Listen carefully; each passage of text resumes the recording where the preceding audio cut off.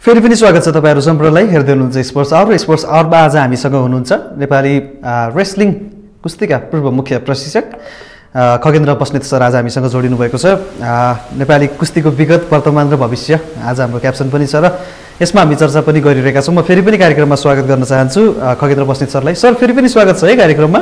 Thank you sir. नमस्कार, धन्यवाद sir. हजुर, अब के छ, दशैंमा घर जाने कतिको योजना बनाउनु भएको छ? तपाईँ त पूर्व झापाको मान्छे हैन सर?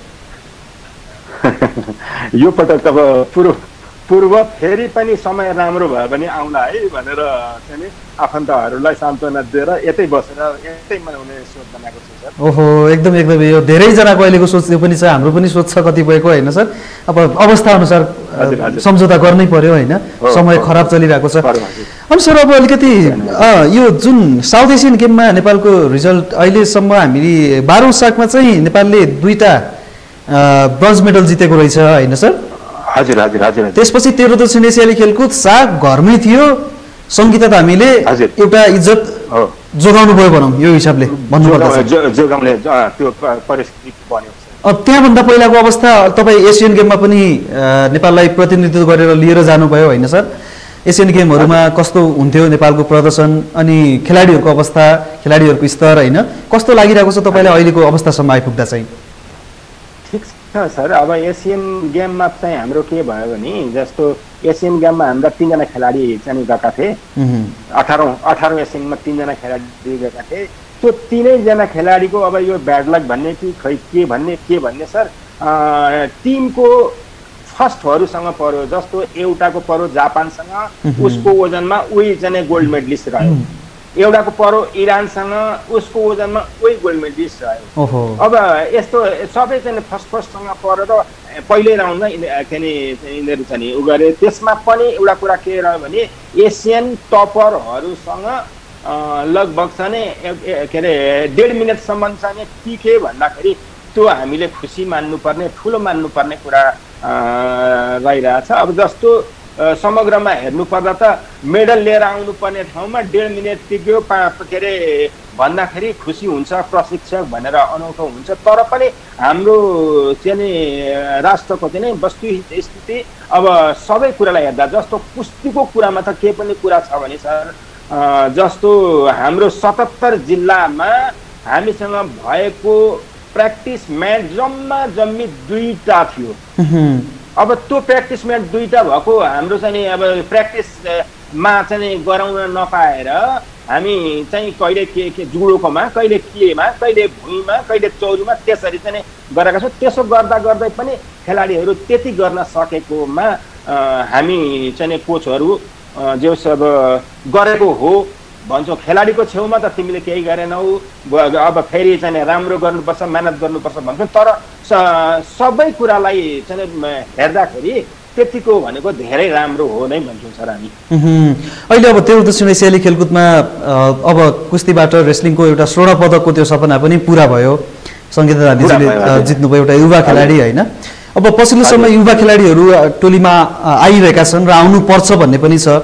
अझै पनि हामीले सकेसम्म अझै ल्याउन सकेका छैनौँ राष्ट्रिय टिममा युवा खेलाडीहरूलाई प्रोत्साहन गर्न सकेका छैनौँ, कमजोरी छ भने चुकिरहेका छौँ भनिन्छ। सहमत हुनुहुन्छ यसमा? हजुर होइन, त्यो कुरामा म सहमत छु सर। कारण के होला सर? म सहमत छु, तर कारण के छ भने जस्तो हाम्रो प्रत्येक चाहिँ जस्तो जिल्लामै मात्रै प्रत्येक जिल्लामा एउटा मात्रै कुस्तीको म्याच हुने भने हामी चाहिँ युवा खेलाडीहरू धेरै समेट्न सकिने अवस्था रहन्छ। अब जस्तो के रहेछ भने हजुरको खेल्न भनेर आउने खेलाडीलाई हामीले माटोमा खेलाउनु पर्छ। अब माटोमा खेल्न सबै खेलाडी सहमत हुँदैनन्। जस्तो कति ठाउँमा हजुरको चाहिँ पानीकै पनि आवश्यकता पर्छ। माटोमा खेलेर पुरै शरीरमा पसिना आएर अनि त्यो उसले चाहिँ ढिलो भएको हुन्छ, त्यो धुने पानीको सम्बन्ध पनि चाहिँ व्यवस्था हुँदैन। त्यसैले प्रत्येक जिल्लामा म्याच चाहिँ एउटा दुईटाको खण्डमा हामी आफ्नो उसमा चाहिँ चाँडै पुग्न सक्छौँ जस्तो मलाई लाग्छ सर। अब प्रतियोगिताहरूको अवस्था कस्तो छ नेपालमा? नेसनल च्याम्पियनसिपहरू, तपाईँको राष्ट्रिय स्तरको प्रतियोगिताहरू कुस्तीमा सदाबार भइरहेको छ? पुग्ने हुन्छ नेपाली खेलाडीहरूलाई? मजाले एकदम धेरै चिला छन्। तपाईको अलिकति डिस्टर्ब भइरहेछ सर हैन? हजुर हजुर सुन्दै हुनुहुन्छ है? अलिकति साउन्ड कटेर आइरहेको छ सर हैन? प्रतियोगिताहरूको अवस्था चाहिँ कस्तो छ मैले यो चाहिँ बुझ्न चाहिरहेको थिएँ हैन? नेपाली खेलाडी नेपाली प्रशिक्षकहरूको लागि प्रशिक्षण प्रतियोगिताहरूको संख्या चाहिँ कतिको छ कुस्तीमा रेस्लिङमा इनफ छ पुग्छ तपाईहरुलाई? प्रशिक्षकहरूको अवस्था त एकदमै खस्किँदो छ नि सर, किनभने जस्तो 2052 सालमा प्रशिक्षण नियुक्ति गरेका थियो, त्यस पश्चात चाहिँ गरिएको छैन। 52 सालमा गरिएका चाहिँ प्रशिक्षकहरू चाहिँ झन्डै के अरे 1/4 बाँकी होला नि, बाँकी चाहिँ 1/3 चाहिँ सबै चाहिँ रिटायर भएर निस्किसकेको अवस्था छ। अब 77 जिल्लामा आजको दिनमा हामीसँग चाहिँ 6 जना चाहिँ कोचहरू हुनुहुन्छ। अब उहाँहरूले कता भ्याउने कता नभ्याउने त्यो भन्दा बरु यही ठिक छ भन्ने अफिसमा बस्ने हाजिर हुने अवस्था रहेका कुराहरू पनि कति ठाउँमा देखिएको छ। अब यसको उसमा चाहिँ प्रशस्त जस्तो के छ भने म्याट र कोचहरू भोलिन्टियर कोचहरू र म्याटहरू मात्र थपिएको खण्डमा पनि कुस्तीलाई धेरै अगाडि लिएर जान सकिन्छ भने जस्तो मलाई लाग्छ। जस्तो म तराईको धेरैवटा जिल्लामा जस्तो घुमे, कुस्ती नै भनेर घुमाइ पनि अब विभिन्न किसिमको घुमाइ हुन्छ। म कुस्ती नै भनेर चाहिँ तराईका चाहिँ प्राय सबै जिल्लामा घुमेको छु। यो अत्यन्तै चाहिँ के अरे कुस्तीको चाहिँ ऊर्जा भएको उर्वर भूमि हो र तराई मात्रै नभएर अब पहाडे मूलमा पनि कुस्ती भनेको एउटा चाहिँ गेम हो। त्यो चाहिँ तराई के अरे पहाड हिमाल अनि जाति विषय हुँदैन, जसले पनि खेल्दा हुन्छ भन्ने कुरा अहिले चाहिँ हाम्रो सुदूरपश्चिम जस्तो आजको दिनमा गोल्ड मेडल लिएर आउने बहिनी चाहिँ धामी भनेको चाहिँ एकदम विशुद्ध पहाड मुल्की चाहिँ नानी हुन् होइन। अब यस कुराले हेर्दाखेरि प्रत्येक उसमा जागरुक चाहिँ प्रशस्त खेलाडीहरू छन्, तर हाम्रो कोच र म्याटको चाहिँ कमजोरीले गर्दाखेरि पनि हाम्रो खेलाडीहरू चाहिँ उत्पादनमा कठिनाई भइरहेको कुरा मैले देखेको छु। हजुर सर, हजुरको राम्रो अहिले भोइस क्लियर छ सर। अलिकति क्यामेरा अन गरिदिनु पर्यो एकछिन। अब क्यामेरा हजुर अफ भएको रहेछ होइन सर? त्यही त सर। अब अलिकति अझ सबैभन्दा ठुलो कुरा त अहिले महत्त्वपूर्ण कुरा के छ भन्दा खेलाडीहरूको मनमा जुन डर छ होइन, अब खेलेर एकचोटि राम्रो हुन्छ जस्तो साउथ एसियन गेममा गोल्ड मेडल ल्याउनु, गोल्ड मेडलिस्ट हुनु आफैमा एउटा राम्रो सफलता, ठुलो सफलता हो। यसमा खुसी मान्न प्रशस्त आधारहरू पनि छन्, तर के यो खुसी कहिलेसम्म टिक्ने भनेर अलिकति खेलाडीहरूलाई तनाव, एउटा डर होइन, त्यो खालको मनस्थिति छ खेलाडीहरूमा। हेलो, सुन्दै हुनुहुन्छ सर? हजुर सर। हजुर अलिकति खेलाडीहरूको मनस्थितिको बारेमा म बोल्दैछु सर होइन। साउथ एसियन गेममा गोल्ड मेडलिस्ट हुनु आफैमा एउटा ठुलो सफलता हो, खुसी पनि हो, तर त्यो खुसी कहिलेसम्म टिक्ने भन्ने छ होइन सर? त्यो सफलताले कहिलेसम्म हामी यो सफलता खुसी मनाइराख्ने भनेर खेलाडीहरूमा पनि डर छ के। आउने दिनहरूमा पनि अब जित्ने वातावरण बनाउनु पर्यो नि त हामीलाई भन्ने उहाँहरूको पनि माग छ। हामीलाई फाइनेन्सियली सपोर्ट गर्नु पर्यो भन्ने उहाँहरूको माग छ। यो कुराहरूमा ध्यान नगएकै हो त्यसो भए पक्कै पनि होइन? एकदमै सर, एकदमै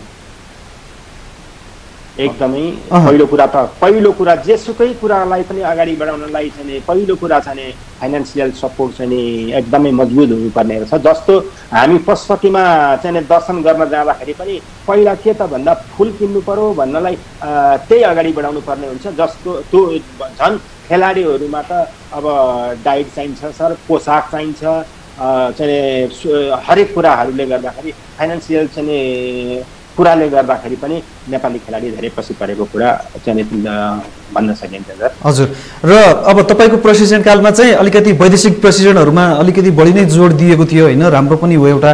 अब भारत जस्ता मङ्गोलिया होइन, इभन अब धेरै ठाउँमा वैदेशिक प्रशिक्षणमा चाहिँ तपाईँले जोड दिनुहुन्थ्यो एकदमै होइन।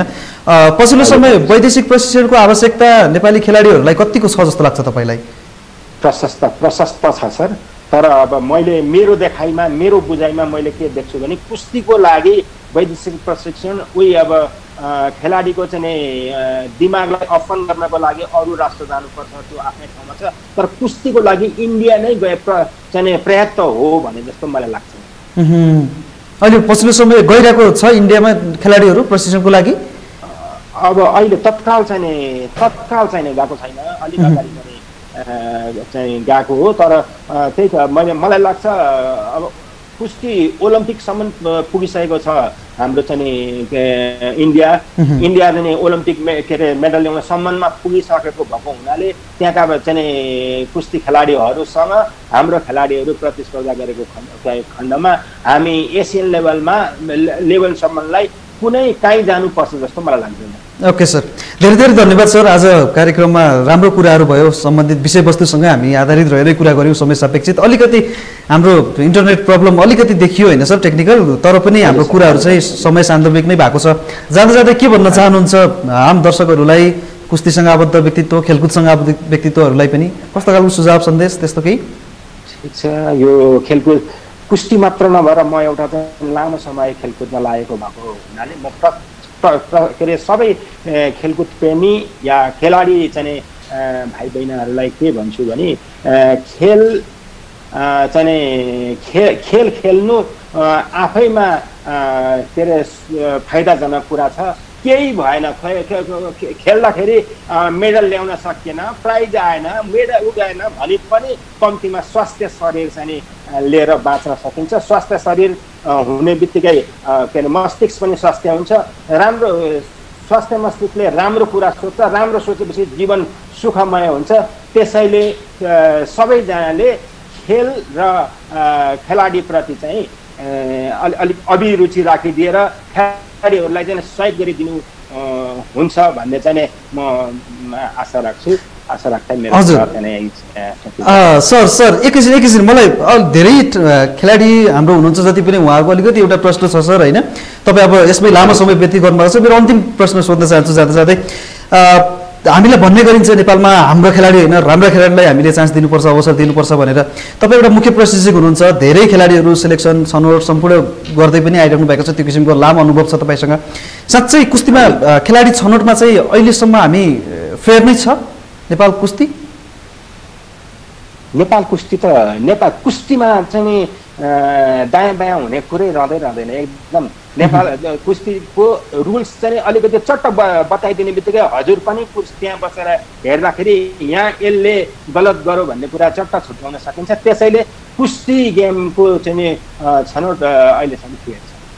एकदमै राम्रो कुरा। यदि यस्तो साँच्चै छ भने त एकदमै उत्कृष्ट हो नेपाली खेलाडीको लागि नि। सर आजको लागि हामी छुट्टिन्छौँ है त, धन्यवाद धेरै धेरै तपाईँलाई। हजुर हस्, ल नमस्कार सर, नमस्कार। हजुर नमस्कार ल। दर्शकवृन्द, आज हामीले कुरा गऱ्यौँ नेपाली राष्ट्रिय कुस्तीका रेस्लिङका पूर्व प्रशिक्षक, मुख्य प्रशिक्षक हुनुहुन्थ्यो उहाँ। 2075 फागुनमा उहाँको अन्तिम कार्यकाल रहेको थियो। त्यसभन्दा अगाडि उहाँले साउथ एसियन गेमहरू, यसै गरी 2018 को इन्डोनेसिया जकार्ता एसियाड पनि खेलाउनु भयो नेपाललाई। नेपाली खेलाडीको विगत वर्तमान, नेपाली कुस्तीको विगत वर्तमान र अब आउने भविष्य के कस्तो हुनेछ त भन्ने र समस्याहरू के कस्ता रहेका छन्, 3 दशक लामो उहाँको अनुभवले कति कुराहरू, निकै कुराहरू पनि भनिसकेको छ। आज समय सान्दर्भिक कुरा रह्यो आज हाम्रो, र नेपाली रेस्लिङ आउने दिनमा एकदमै पोसिबिलिटिज, एकदमै सम्भावना बोकेको र एकदमै पोटेन्सियल भएको गेम हो। मेडल ओरिएन्टेड गेमलाई अगाडि बढाउँ र यसमा चाहिँ एकदमै फेयर कतिको छ कतिको छैन, प्रशिक्षकको नाताले उहाँले देख्नुभएको कुराहरू पनि राखेर गइसक्नु भएको छ। Thank you so much Khagendra Basnet sir. आजको लागि पनि स्पोर्ट्स आवरबाट हामी छुट्टिन्छौँ र अर्को दिन विशेष अर्को व्यक्तित्वसँग उपस्थित हुने नै छौँ। त्यति बेलासम्मको लागि हाम्रो सम्पूर्ण युनिटलाई बिदा दिनुहोस्। हेर्दै गर्नु एक्सन स्पोर्ट्स टेलिभिजन। हस् त, नमस्ते।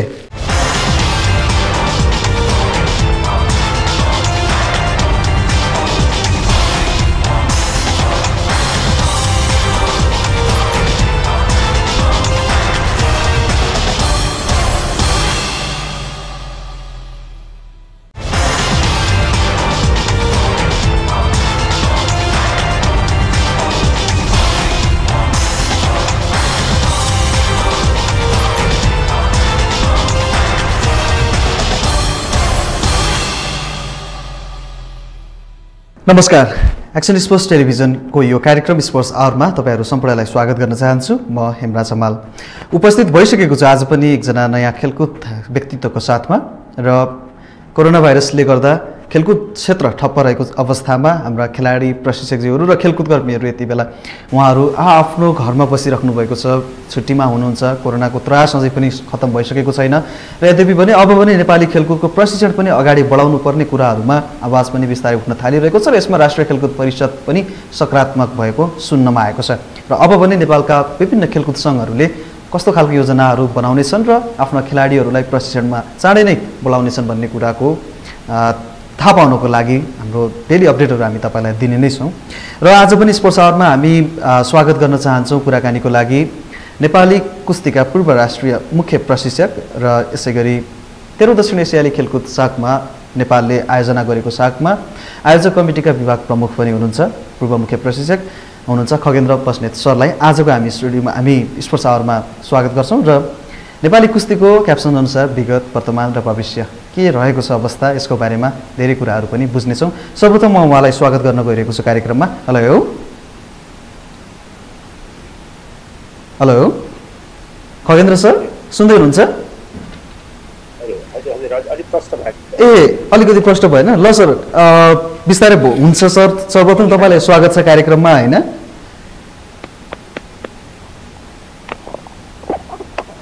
खगेन्द्र सर हजुर सर। हजुर स्वागत छ तपाईँलाई कार्यक्रममा। ल थ्याङ्क यू सर। हजुर नमस्कार। हजुर आरामै हुनुहुन्छ सर? हजुर धेरै म ठिक छु सर। अहिले कहाँ हुनुहुन्छ त आजकल? आजकल म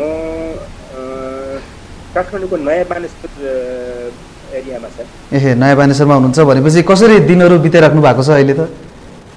अहिलेको दिन त सर एकदम त्रासका साथ घरमा बसेर साथीभाइसँग फोन के अरे बाट मात्रै कन्ट्याक्ट गरेर भेट नगरेर यसो चाहिँ भाइ खेलाडी भाइ बहिनीहरूलाई तिमीहरू चाहिँ यसरी तयार गर कि आफ्नो वेटलाई चाहिँ यसरी चाहिँ कायम गरेर हाम्रो वेटको गेम भएर वेटलाई यसरी कायम गर भनेर फोनबाटै चाहिँ गरेर सर घरबाट बाहिर निस्किने क्रम चाहिँ ज्यादै कम छ।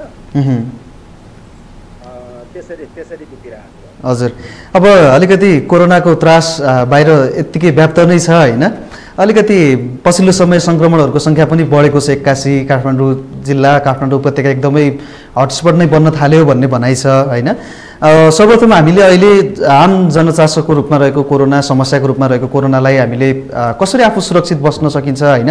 के गर्दा चाहिँ उत्तम होला जस्तो लाग्छ तपाईँलाई?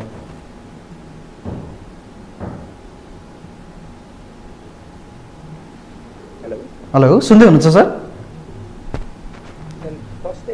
ए अब यस्तो छ सर, अब अहिले कोरोनाको जुन किसिमको सङ्क्रमणहरू बढिरहेको छ होइन, यसले गर्दा डर पनि उत्पन्न भएको छ मान्छेहरूमा। पछिल्लो समय सङ्ख्या एकदमै बढेको छ। यसबाट अलिकति बच्नको लागि होइन हामीहरूले के गर्दा चाहिँ राम्रो हुन्छ जस्तो लाग्छ तपाईँलाई चाहिँ?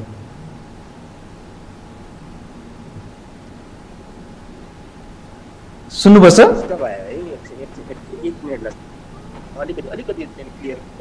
Okay okay okay okay sir.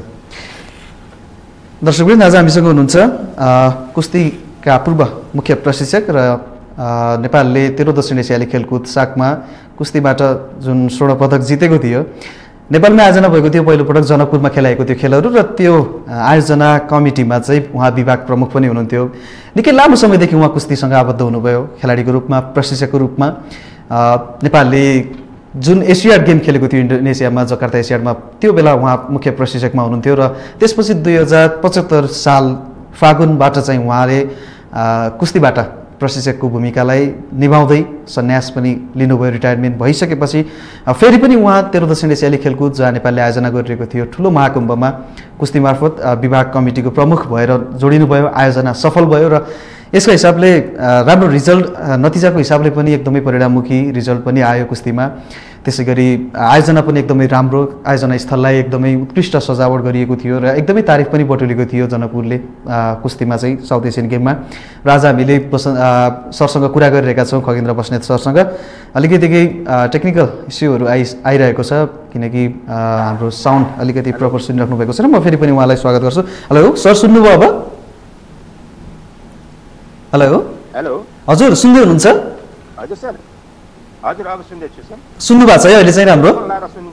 ए हजुर सुनेको छु सर। ओके ओके, अब त्यही हो सर, अघि अलिकति कोरोनाको समय सापेक्षित कुराहरू आइरहेको छ, किन भन्दा मान्छेहरूको सङ्क्रमितहरूको सङ्ख्या बढेको छ। काठमाडौँ त अझै यस हिसाबले चाहिँ हटस्पट नै बन्न थाल्ने हो कि भन्ने पनि छ एउटा होइन त्रास। दसैँ पनि आइसक्यो, अब त मान्छेहरूको आवत जावत झनै बढ्नेवाला छ। कस्तो लागिरहेको छ सम्पूर्ण सिलसिलाहरू बुझ्दाखेरि तपाईँलाई? क्लियर सर, क्लियर चाहिँ कम एकदमै अलिकति पनि सुनिराख्नु भएको छैन है? सुनेको छु तर हजुरले चाहिँ बोलेको कस्तो इको जस्तो आइरहेको छ। इको आइरहेको छ। ओके, अलिकति अब इन्टरनेटको हाम्रो यस्तै छ होइन सर हाम्रो नेपालमा, अब अहिलेको आवश्यकता पनि यही हो। त्यही भएर पनि यो कोरोनाको जुन सङ्क्रमणहरूको सङ्ख्या बढिरहेको छ नि पछिल्लो समयमा, यो कारणले काठमाडौँ उपत्यकावासीहरूमा अलिकति त्रास पनि छ, किनकि यहाँ धेरै छ सङ्ख्या। अनि अब त दसैँ तिहार जस्तो चाडहरू पनि आउन थाले, मान्छेहरूको आवाज जावत पनि अब बिस्तारै बढी नै हुन्छ। अब त यो सम्पूर्ण सिलसिलालाई चाहिँ कसरी बुझिराख्नु भएको छ? तपाईँको विचारमा कस्तो लागिरहेको छ अहिलेको यो परिवेश? यो त अत्यन्तै भयावह छ सर, भयावह छ। अब यसको विषयमा प्रत्येक नागरिकले सचेत हुनुपर्ने आवश्यकता म देख्छु।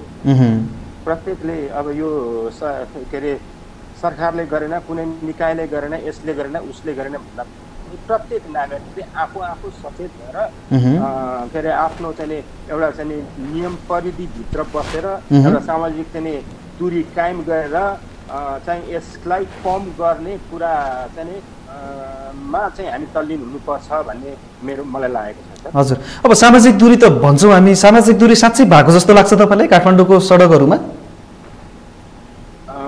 अहिलेको क्षणमा त देखिँदैन सर। यो त अलिकति चिन्ताजनक अवस्था हो नि त झनै होइन?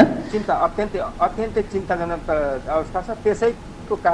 त्यसैको फलस्वरूप होला प्रत्येक दिन बढ्दो छ सर, सङ्क्रमितको चाहिँ सङ्ख्या बढ्दो छ। हजुर, अब नेपाल सरकारले तत्कालै के गर्दा उत्तम होला जस्तो लाग्छ तपाईँलाई? अब लकडाउन पनि हामीले भोगिसक्यौँ, निषेधाज्ञाहरू होइन सम्पूर्ण, अब चाहिँ के गर्नुपर्छ जस्तो लाग्छ तपाईँलाई? हजुर,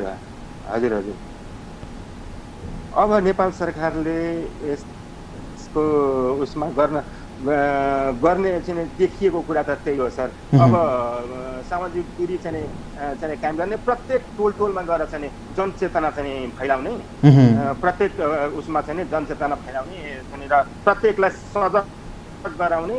त्यसको विकल्प के छ सर? अब लकडाउन पनि कति गर्ने? अब वर्षौँ लकडाउन गरेर पनि सम्भव हुने सम्भावना छैन।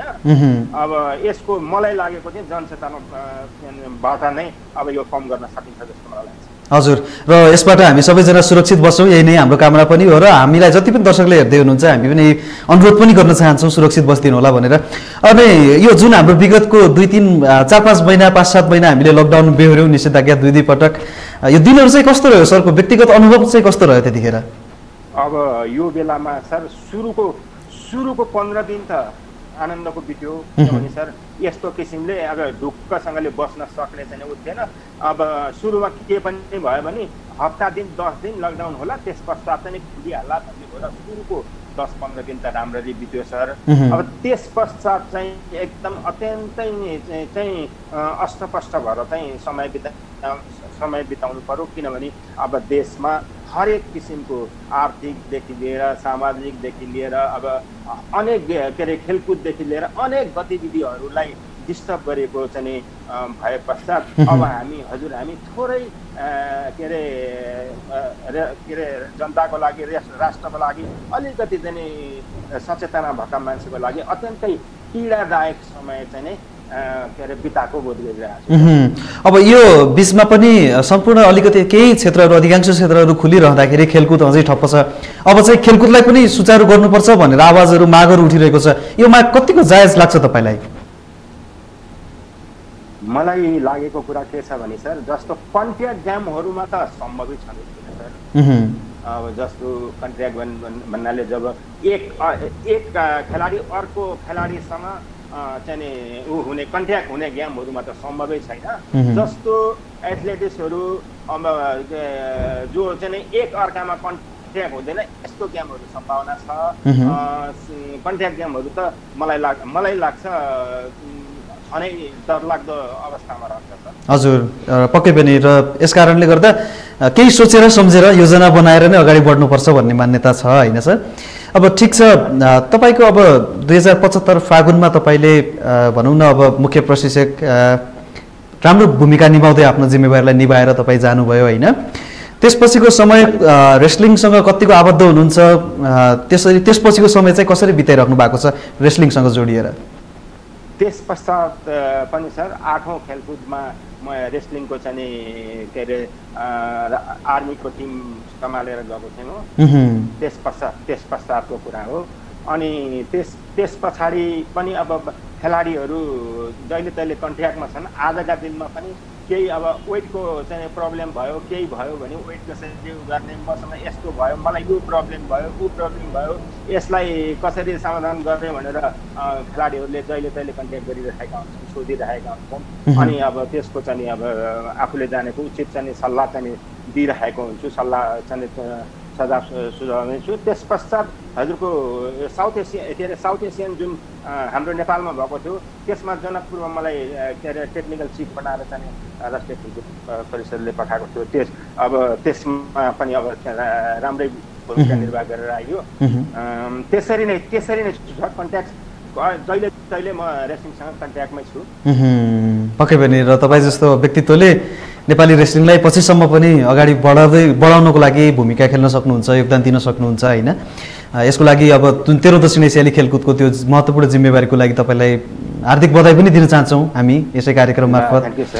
अनि अब साउथ एसियन गेमको बारेमा अहिले एकछिन हामी कुरा पनि गर्नेछौँ त्यो, र त्यसभन्दा विगतको एसियन खेलकुदका बारेमा पनि अलिकति यादहरू आज हामी फेरि सम्झिनेछौँ होइन। तर त्योभन्दा पहिला अहिलेको मुख्य विषय भनेको हाम्रो खेलाडीहरूको अवस्थाले अलिकति चिन्तित पार्छ, किनकि एउटा खेलाडी भइसकेपछि ट्रेनिङ अब तपाईँको प्र्याक्टिस सधैँ गरिरहनै राख्नुपर्छ, यसमा बिजी भइराख्नुपर्ने। अहिले त्यस्तो गेम पनि छैन, ट्रेनिङ पनि छैन। खेलाडीहरूमा शारीरिक रूपले तन्दुरुस्ती त बनाउनु छ नै आफूलाई, मानसिक रूपले पनि आफूलाई स्वस्थ राख्नुमा अझै अर्को चुनौती थपिएको छ। सो अब कस्तो लाग्छ एउटा खेलाडीको तरिकाले सोच्दाखेरि चाहिँ यो कुराहरू? यो त एकदमै हजुरले चाहिँ अत्यन्तै चाहिँ महत्त्वपूर्ण गर्नुभयो।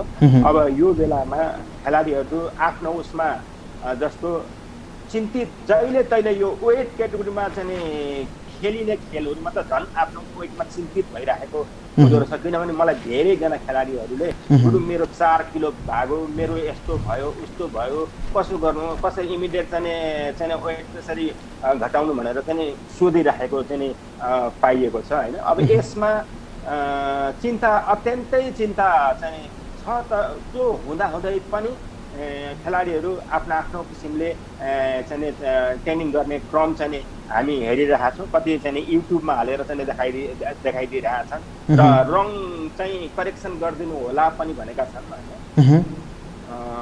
त्यस्तो छ। अब अत्यन्तै चाहिँ डरलाग्दो स्थिति छ। अब यो स्थिति नेपालको मात्र नभएर विश्वको हो। यसको बावजुद पनि अब कसरी हुन्छ आफूलाई सहज बनाएर गर्नुपर्ने अवस्था आएको छ भनेर हामी चाहिँ भाइ बहिनीहरूलाई भन्छौँ। अब विकल्पै के छ र सर? अब के गर्न सकिन्छ? सकिने अवस्था छैन। त्यसैले अब सकेसम्म आफू सचेत भएर बचेर के अरे सामाजिक दूरी चाहिँ कायम गरेर आफ्नो चाहिँ निरन्तर गर्ने कार्यमा चाहिँ पछि हट्नु हुँदैन।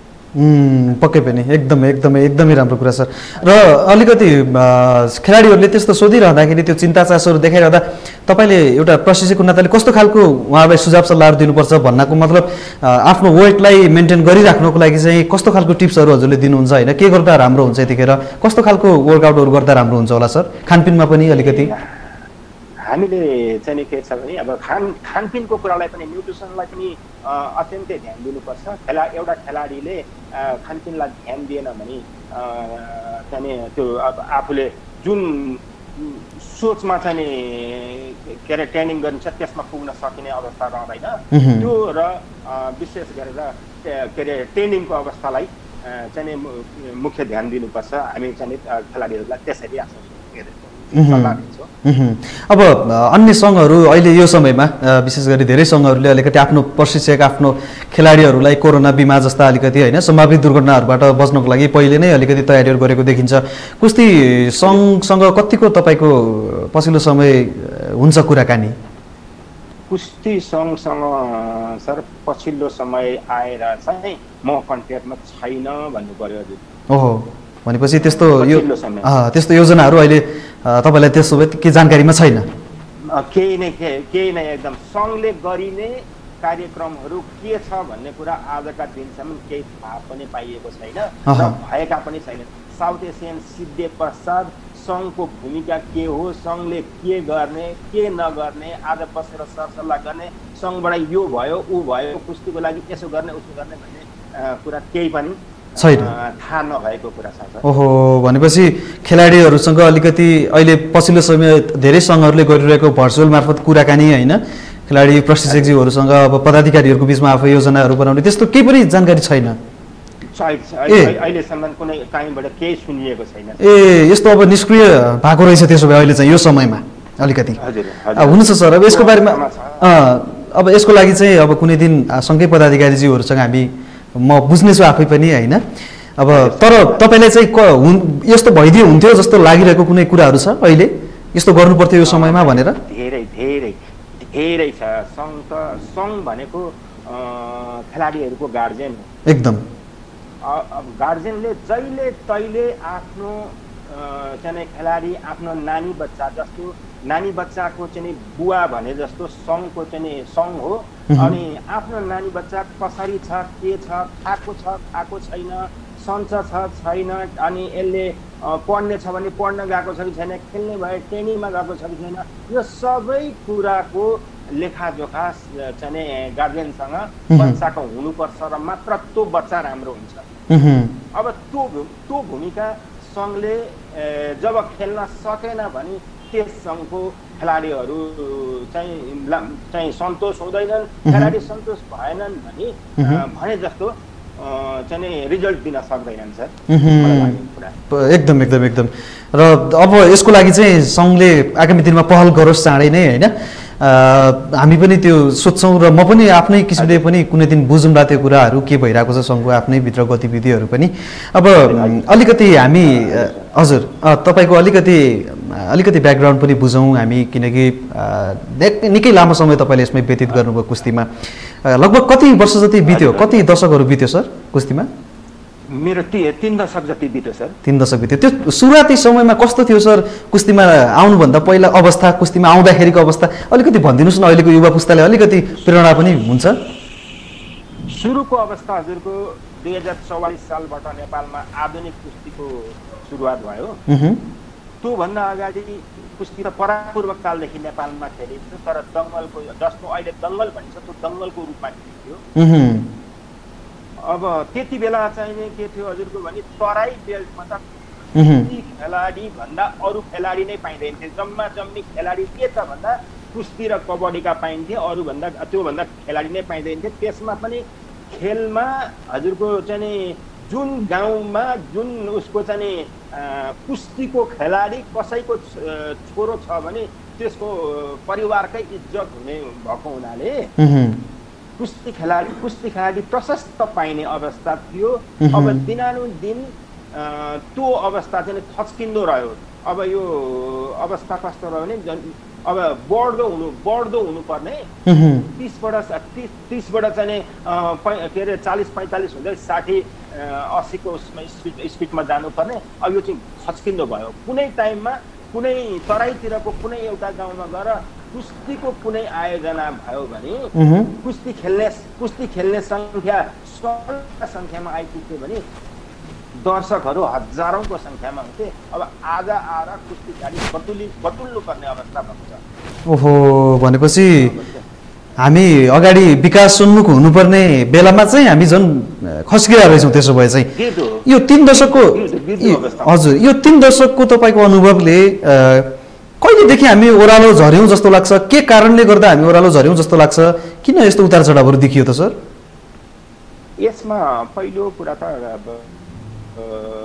नेपालको त्यो आर्थिक अवस्थाको कुरा पनि रहँदो छ सर। जस्तो मैले के बुझेँ भने अब मेरा 2 जना खेलाडी, 1 जना खेलाडी खेलसँग चाहिँ खेललाई छोडेर वैदेशिक रोजगारतिर जाने, के गर्ने कसो गर्ने। अब उसले के अरे 2 वर्ष चाहिँ उता गएर 4-5 लाख रुपियाँ पठाउने, यता अर्को खेलाडी चाहिँ बाउको 2 लाख रुपियाँ सक्ने, अनि 2 वर्षभित्रमा राष्ट्रमा चाहिँ एउटा कुनै प्रतियोगिता पनि नहुने। ओहो। अनि तैँले के गरिस् त भन्दाखेरि यता एउटा प्रतियोगिता पनि छैन, दिनाले दिन कुस्ती सिक्न मात्रै प्र्याक्टिस मात्रै गर्न जाने, उता अर्को छिमेकी चाहिँ नि बाहिर गएर चाहिँ 5 लाख रुपियाँ लिएर आउने। अब यो कुराले पनि गार्जेनहरू के त भयो भने खोइ त तैँले यहाँ बसेर खेलेर पनि के गर्न सकिस् र, प्रतिस्पर्धा पनि तेरो चाहिँ हुँदैन। कम्तीमा कम पनि 6 महिनामा एउटा भएको थियो भने 2 वर्षमा 4 मेडल ल्यायो छोराले भनेर मैले चित्त बुझाउने मेला रहन्थ्यो। त्यो मेलो पनि रहेन र पैसाको कुरा पनि तैँले के अरे कमाउन नि सकिनस्, भएको पनि खर्च गरिस् भन्ने हिसाब हो पहिलो कुरा त। अब दोस्रो कुरा हजुरको सङ्घहरू निष्क्रिय भएको कारण हो। ओहो, भनेपछि कस्तो निष्क्रिय? भन्नुहोस्। तेस्रो कुरा प्रशिक्षकहरूले पनि हेलचेक्राइ गरेको पाइएको छ। कति ठाउँमा प्रशिक्षकहरूले महिनामा के अरे गएर चाहिँ नि प्रत्येक दिन हाजिर गरेर महिनाको तलब खाने खेलाडीहरूसँग चाहिँ सम्पर्कै नगरेका कुराहरू पनि पाइएको छ। यो विविध कुराहरू यो बिचमा र देशकाल परिस्थिति अनेक किसिमले, कहिले चाहिँ नि 72 सालको भूकम्प, कहिले चाहिँ नि यता चाहिँ अहिलेको कोरोना, यी सब यस्ता कारणहरू जुधेरै खेल चाहिँ पछि परेको हो जस्तो मलाई लाग्छ। ओहो, अब यो भवितव्य प्राकृतिक प्रकोपहरू अब यिनीहरूलाई त हामीले रोक्न पनि सक्दैनौँ, यिनीहरूले त आउने अब अलिकति विध्वंस मचाउने हुन्छ, बन्द हुने हुन्छ र त्यसपछि पनि हामीले त्यसलाई सुचारू गर्नको लागि ध्यान दिनुपर्ने हो। र हाम्रो मानसिकता नै पहिलेदेखि अब तपाईँले भने जस्तै तलब चाहिँ खाने तर खेलाडीसँग सम्पर्क नगरिदिने, अनि सङ्घले आफ्नो जिम्मेवारी नबुझेर अलिकति निष्क्रिय भइदिनाले त यो प्राकृतिक प्रकोपहरूको बाहना त अलिकति सेकेन्डरी उसमै पर्यो, क्यारे कजमै पर्यो। पहिलो त हाम्रो अलि सिस्टम नै गलत रहेछ, त्यसो भए त पुरै डिस्टर्बमा छ सर।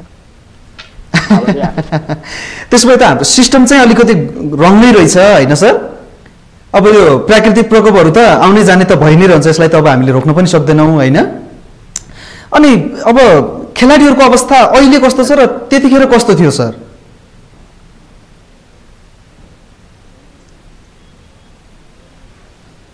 खगेन्द्र सर सुन्दै हुनुहुन्छ? हेलो हेलो, सुन्दै हुनुहुन्छ सर? हेलो हेलो हेलो, सुन्दै हुनुहुन्छ? ए अब विगतमा हजुर विगतमा खेलाडीहरूको अवस्था त्यस्तो थियो भने होइन, अहिले पछिल्लो समय कतिको यसमा परिवर्तन देख्नुभयो त? अब किनकि 3 दशकपछि त धेरै परिवर्तन हुनुपर्ने हो हामी कहाँ होइन? कस्तो छ अहिलेको अनुभव चाहिँ? त्यही त परिवर्तन देखिँदा त्यही देखिन्छ सर। खासै के छ भने अब यहाँ बिचमा कुस्तीको कुरामा अलिकति कम्प्लिकेटेड भयो। अलिक विगत जाने के अरे 2-4 वर्ष अगाडि नैदेखि सङ्घहरू दुईटा भए। अब एउटा राष्ट्रिय सङ्घ भनिन्छ, एउटा अन्तर्राष्ट्रिय सङ्घ भनिन्छ। राष्ट्रिय सङ्घमा जस्तो राष्ट्रभरिमा जे जति चाहिँ प्रतियोगिता हुँदा राष्ट्रिय सङ्घले सम्हाल्ने, अनि के अरे यहाँ यसले मेहनत गर्दा गर्छ, अनि अन्तर्राष्ट्रिय चाहिँ प्रतियोगिता केही हुँदा चाहिँ उसको भाग नपाएर फेरि अन्तर्राष्ट्रिय चाहिँ सङ्घ, यसरी राष्ट्रिय र अन्तर्राष्ट्रिय सङ्घ यहाँ दुईटा सङ्घ भएर यसरी पनि के अरे खेलाडीहरूलाई अलिकति निरुत्साहित बनायो। अब के हुन सक्ने रहेछ के रहेछ भनेर होइन। अब पछिल्लो दिनमा जति दिन कुस्तीलाई म हेर्दैछु, अब हुन त एउटा कुरा के छ भने कुस्तीमा नभएको रिजल्ट यो पटक भयो, जबकि कुस्तीमा सिल्भरसम्म थियो, गोल्ड मेडल आजसम्म थिएन। यो पटक नेपालमा चाहिँ कुस्तीमा गोल्ड मेडल ल्याउन हामी सफल भयौँ। यो कुराले चाहिँ निश्चय पनि हामी प्रशिक्षकहरूले चाहिँ खुसी हुनुपर्छ, त्यो आफ्नै ठाउँमा छन्। तर अधिकांश चाहिँ खेललाई हेर्दाखेरि यो के अरे राष्ट्रिय खेलकुद परिषदले सङ्घको जुन के अरे भूमिका हो यसलाई चाहिँ के अरे एकल गर्न चाहिँ अत्यन्तै चाहिँ चाँडो चाहिँ पहल गर्नुपर्छ जस्तो मलाई लाग्छ। यो दोहोरो चाहिँ उ गर्दा अब आजका दिनमा पनि के अरे अदालतबाट चाहिँ कुस्तीको मान्यता दिएको चाहिँ राणा सङ्घ हुनुहुन्छ भने यता अर्को चाहिँ राष्ट्रिय खेलकुद परिषदले चाहिँ तदर्थ चाहिँ समिति गठन गरेको हाम्रो चाहिँ राज मोहम्मद के अरे अन्सारी सङ्घ हुनुहुन्छ। आजका दिनमा पनि यस्ता विवादहरू भइरहेका छन्। यसलाई सकेसम्म चाहिँ चाँडोभन्दा चाँडो चाहिँ एक गरेर दुवैलाई कसरी के कसो गरेर हुन्छ एक गरेर खेलाडीहरूलाई राम्रो चाहिँ के अरे ट्रेनिङ दिएको अवस्थामा खेलाडीको फेरि पहिलाकै जस्तो खेलाडीहरू प्रशस्त हुने सम्भावना चाहिँ देखिन्छ। अब पहिला पुरुष खेलाडी मात्रै थियो, अहिले महिलाहरूमा अत्यन्तै ऊर्जा आएको छ। यो पटक गोल्ड मेडल लिएर आउनेमा पनि के अरे महिला खेलाडी नै पर्नु भएको छ। अब आज महिला खेलाडीहरूले कुस्ती चाहिँ पुरुषको मात्र होइन रहेछ, महिलाले पनि खेल्दाखेरि हुँदो रहेछ भनेर प्रत्येक चाहिँ के अरे ठाउँका प्रत्येक चाहिँ जिल्लाका महिला खेलाडीहरू चाहिँ हामी पनि खेल्छौँ भन्नेमा चाहिँ पुग्नु भएको छ। यहाँ अलिकति व्यवस्थापन राम्रो भएको खण्डमा कुस्तीले चाहिँ शिखर चाहिँ खेलको शिखर चुम्दैन भन्न चाहिँ म चाहिँ सक्ने अवस्थामा छैन। यो राम्रो चाहिँ छ सर। हजुर, यो एउटा सुखद पक्ष हुनसक्छ, तर तपाईँले भने जस्तै विवाद सतहमै आउनु र विवाद देखिनुले अलिकति नकारात्मक सन्देश खेलाडीहरूमा पनि जान्छ होइन सर। हामी यहाँनिर एकछिन ब्रेक लिन्छौँ सर, त्यसपछि आएर साउथ एसियन गेमको सफलताले अबको कुस्तीलाई कुन आधारमा वर्गीकरण गर्नेछ त आगामी दिनहरूमा होइन, यसको विषयमा अलिकति चर्चा गर्नेछौँ। हामी एकछिन ब्रेकमा जान्छौँ है त सर। फेरि डिस्टर्ब भयो त। हामी एकछिन ब्रेकमा जान्छौँ सर, त्यसपछि आएर साउथ एसियन गेमको रिजल्टको बारेमा अलिकति चर्चा गर्नेछौँ है त। हजुर सर। Okay sir. दर्शकवृन्द, आज हामीसँग हुनुहुन्छ अतिथिको रूपमा स्पोर्ट्स आवरमा नेपाली राष्ट्रिय कुस्तीका पूर्व मुख्य प्रशिक्षक, यसै गरी 13औं दक्षिण एसियाली खेलकुद शाखामा नेपालको टेक्निकल कमिटीमा चिफ भएर आयोजनालाई राम्रोसँग सफलतापूर्वक आयोजना गर्ने एउटा भूमिका निर्वाह गर्नुभएका पूर्व राष्ट्रिय प्रशिक्षक खगेन्द्र बस्नेत सर हुनुहुन्छ। नेपाली कुस्तीको विगत, वर्तमान र भविष्य आज केही केलाउने प्रयास हामी गरिरहेका छौँ। हामी जानेछौँ केही क्षणको विश्राममा र त्यसपछि फर्केर 13औं दक्षिण एसियाली खेलकुद शाखामा नेपालले पाएको सफलता, कुस्तीमा त्यसको योगदान र अबको कुस्ती कस्तो हुनुपर्ने छ, यसको विषयमा अलिकति चर्चा गर्नेछौँ। कतै नजानुलाई हेर्दै गर्नुलाई एक्सन स्पोर्ट्स टेलिभिजन।